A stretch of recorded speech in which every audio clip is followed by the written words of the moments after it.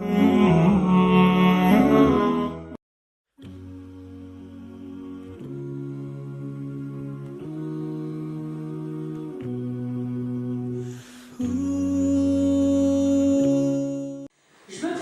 m'appelle Fatima Abidala Shahabi, je suis chef d'entreprise. J'ai créé donc Podomar, une entreprise éthique, sociale et solidaire que je vais vous présenter. Donc, pour ce qui est de ma présentation à titre personnel, j'ai très vite compris qu'il était important, si on avait envie de continuer dans l'innovation et dans l'entrepreneuriat, d'avoir une vision plus globale en management et en création d'entreprise. Donc j'ai suivi un double cursus en école de commerce à l'ESC Grenoble. Donc ensuite j'ai travaillé pendant 7 ans dans l'industrie pharmaceutique en tant que chef de projet, dans des projets de recherche clinique.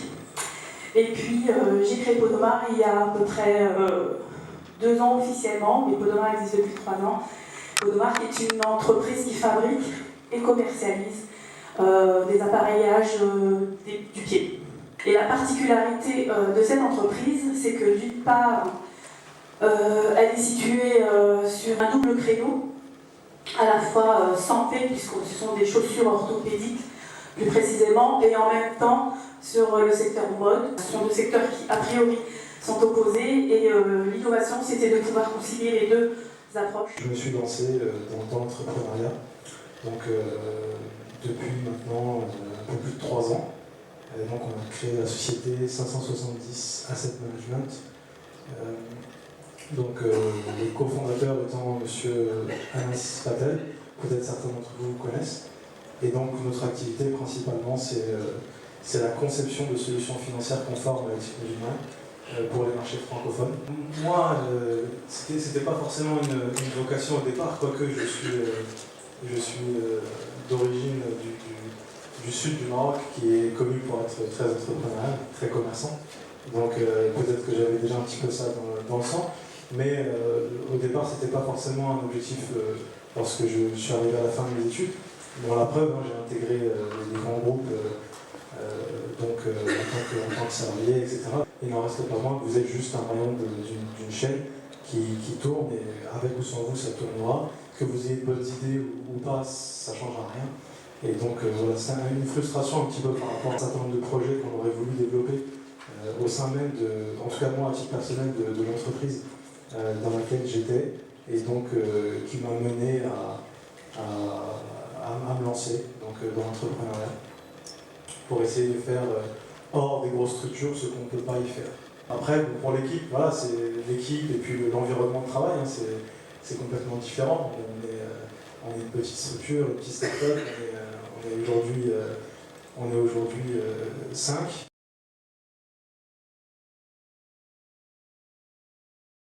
L'éthique dans l'entrepreneuriat, ou de manière générale dans les affaires, ça ne rapporte pas forcément tout de suite.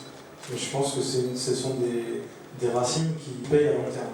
Donc, des exemples très terre à terre, que ce soit dans la relation avec les clients ou dans la relation avec les partenaires.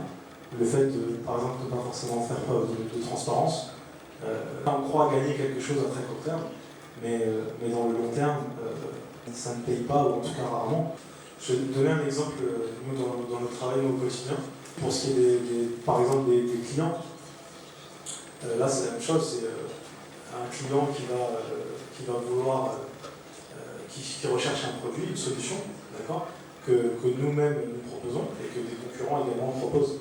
Donc, en l'occurrence, nous, on parle de services et de produits financiers.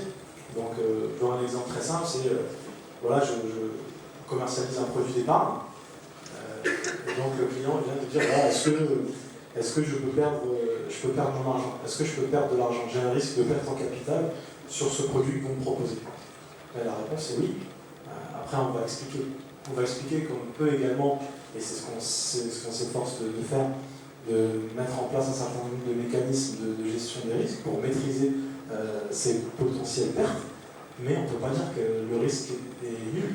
D'accord ? Ce serait dire quelque chose qu'il faut. L'entreprise éthique, elle n'a pas pour vocation de faire du social uniquement, au risque de couler, entre guillemets. Au contraire, on a souvent tendance à opposer l'éthique avec l'entrepreneuriat et la rentabilité dans une entreprise.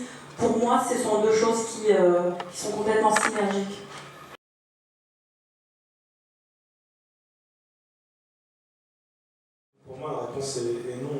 clairement, c'est inimaginable. Encore une fois, pour une raison très simple, c'est que en fait, on a déjà fait un choix en sortant des grands groupes, notamment pour ça. Donc c'est pas pour se retrouver dans une petite boîte, dans un petit bureau avec un petit salaire, sans l'éthique. Le prix de ces sacrifices, c'est le respect de notre éthique.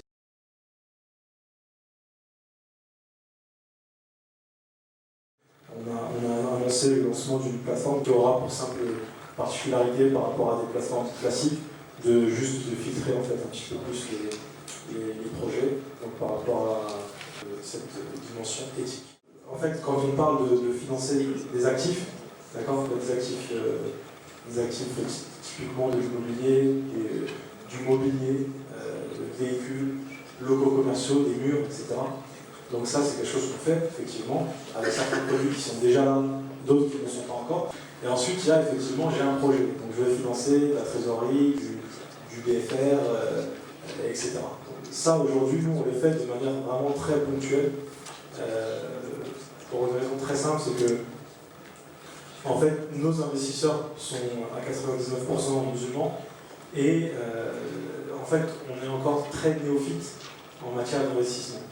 On connaît encore très mal les problématiques de l'investissement.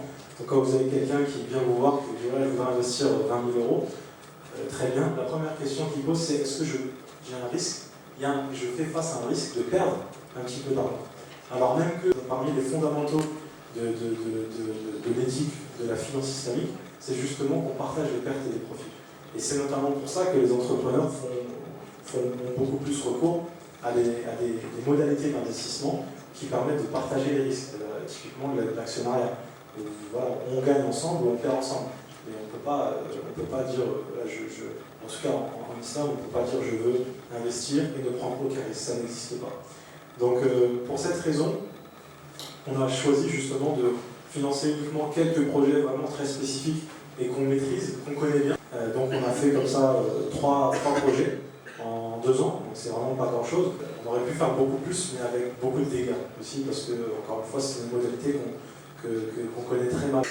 Raison pour laquelle on a choisi de remonter, en fait, nous, d'un niveau, c'est-à-dire de dire qu'on n'est plus ceux qui vont faire l'analyse financière des projets, mais plutôt ceux qui vont organiser la rencontre d'investisseurs avec des porteurs de projets, mais sans prendre de responsabilité sur la viabilité des projets. Il y a quelques jours encore, une personne qui est venue nous voir en disant qu'il voulait acheter des avions. C'est très bien, parfois. C'est très bien. Première question pour un porteur de projet, c'est quoi votre budget? C'est quoi votre enveloppe? Vous avez besoin de combien? Entre 2 et 200 millions. Entre 2 et 200 millions. Déjà, il y a quelque chose qui cloche. Donc, vous imaginez que ça, nous, on allait mettre en avant un projet comme ça, et derrière, forcément, c'est une catastrophe, et on se tire une balle dans le pied. Donc, le crowdfunding, pourquoi on s'est orienté vers le crowdfunding? C'est pour ça, justement. C'est-à-dire, on va prendre un petit peu de hauteur. Bien sûr, on ne va pas mettre le projet d'avion à 200 millions, on ne le mettra pas sur la plateforme, clairement.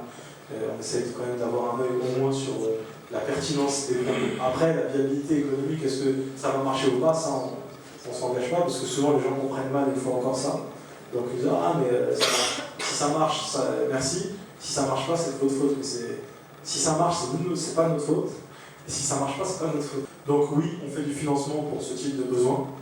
Aujourd'hui, au compte-gouttes, mais Inch'Allah, par le biais de la plateforme, de manière beaucoup plus large.